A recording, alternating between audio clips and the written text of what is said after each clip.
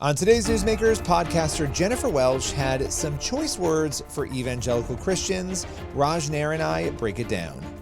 Jennifer Welch, co-host of the progressive podcast I've Had It, had this to say about evangelical Christians. Take a look. This is a cancer. White evangelical Christianity is a cancer. These are the worst of our country. These are the worst people in our country because they use their religion in two ways, as a weapon and as a shield. They weaponize it whenever they want to and say, we're on the moral high ground. You're a lesbian. You deserve to die. You're a lesbian. The cops shouldn't have revived you. Oh, your parents are Mexicans and they brought you over here. Yeah, you should go to jail and eat worm food. And then when you call them out on it, oh my God, they're after the Christians. How dare they? How dare they? We're so oppressed. White Christians are so oppressed in this country. And they want it both ways because in the religion, that duplicity is taught. You can be morally duplicitous. You thrive in cognitive dissonance. And so this is just a massive, massive problem. And it should come as no surprise to anyone that of this cult that I'm talking about, white evangelicals, I think over 80% went and voted triple trumped. Wow. Well, I'm joined by CBN's Billy Hallowell. Billy, what did you think of her comments? Where to start, Raj? Where to start? You know, it's interesting because oftentimes you will have people on the secular side, and I don't know what's in her heart. I don't know much about her or what she believes. She came out of nowhere the last couple months, I feel like. I know she was a reality TV star before and has this podcast. But the point is, they will start to say things about what Christians should believe, who Christians are, who Jesus really is. And when I start to hear that from people who might not identify as evangelicals, suddenly identifying what they believe evangelicals to be, you can start to sort of poke holes in this very easily because they set up straw men. For instance, this idea that evangelicals are out there saying, you're a lesbian, you deserve to die. I've been an evangelical for a very long time, and anybody who's out there saying you're this or that and you deserve to die is violating what Scripture tells us to do. Anybody who knows anything about Jesus knows that he says to love your enemies. And I'm not particularly calling anybody an enemy. I'm saying the point is, even people you really don't like who are horrible to you and mean to you and terrible to you, you're supposed to feed them, clothe them, love them, pray for them. Let's start there. It's a straw man. This is made up. These are things that are being said that are not accurate. They're not true. No evangelical, no quote unquote white evangelical, because that was a descriptor that was used in this video, is out there saying these things if they're truly an evangelical Christian. Now, the second part of this, let's talk about the fact, and I have a lot to say here, Raj, so you're going to have to bear with me, that evangelicals are among the most generous groups in America. They give 2 to 3 times more to charity than non-religious Americans. 70 to 80% of regular churchgoers donate to charitable causes. Evangelicals are more likely to adopt, to donate, to, I'm sure, shovel other people's driveways in the middle of a winter storm. They are more likely to do all of these things. So calling evangelicals a cancer or saying that they're somehow terrible people does not line up with the data, the statistics, and guess what? The science. We're supposed to follow the science, we've been told. So when you follow the social science, it actually rejects every single thing that was said in this particular video. Just a few more statistics. More than 60% of U.S. food pantries are operated by churches and faith-based groups. Okay, evangelical ministries, they run homeless shelters, addiction recovery programs, job training, emergency housing. I could go on and on and on.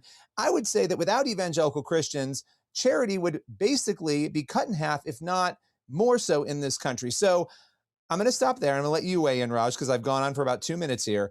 This is not true. It's a straw man, and it's very unfortunate. And one more thing.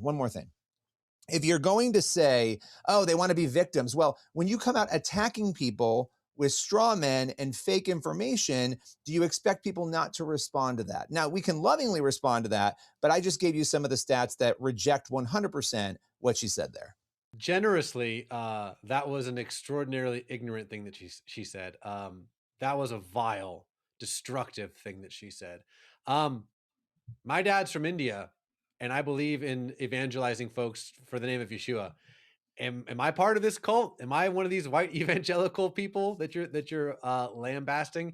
Also, can we just stop with the skin color stuff? Like how, like it's come on, let's move on. Like I was just with a group of my buddies this literally 2 days ago at a birthday party, and the person who was the most kind of uncomfortably conservative, Republican sounding talking point guys was the black dude in our group, like arguing with a bunch of white people. So to say that, oh well, it's the skin color of this religion, it's like, dude, stop it. Like, stop it. Like, can't we get past skin color? The fact that we're still doing this in 2026, and to say that people want to like okay the death of a lesbian, it's like, what are you talking about?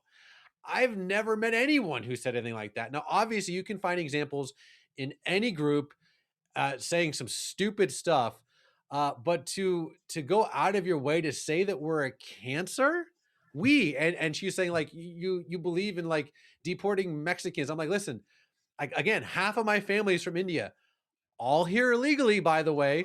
And if you talk to a lot of people in the Indian community, they're not against, enforcing immigration laws, because they've had to spend sometimes, my cousin, for example, a decade trying to get back into this country legally. So they're kind of feel like a little gyp when people just walk across the border. And so to have this monolithic race oriented thing, it's like, come on, man. Like, let's judge people by the content of their character, not by their skin color. And again, this whole idea of like, well, it's the Christian evangelical, which is kind of this weird term, because like by definition, if you follow Yeshua, his last thing on earth was go and make disciples of all nations, which is to evangelize.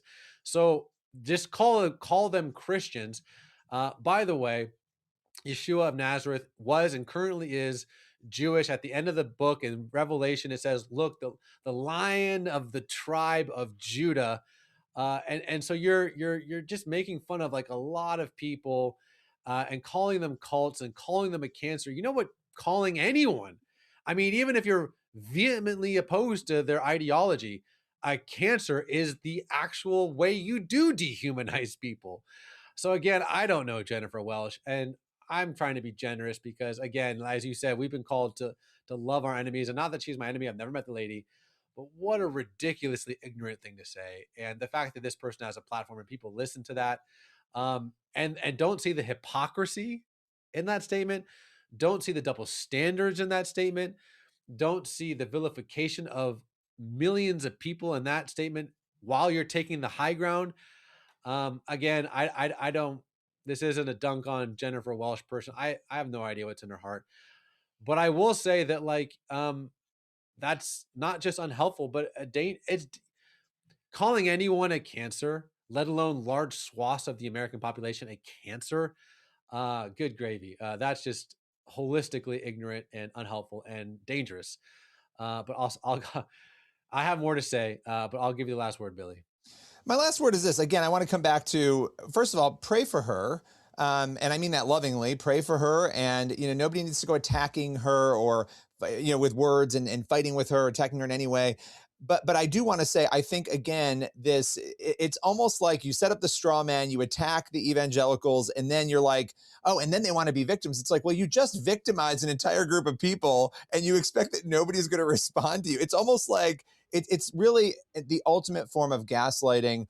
I actually think when you go out there and you attack an entire group of people, is she not doing exactly what she's claiming evangelicals are doing, but she's doing it to a wide swath of individuals? So it's actually silly and unfortunate, because so many evangelicals, so many organizations run by Christians doing incredible things. They deserve to be given praise for that, not to be set up on a straw man simply because there's a disagreement over politics or over theology.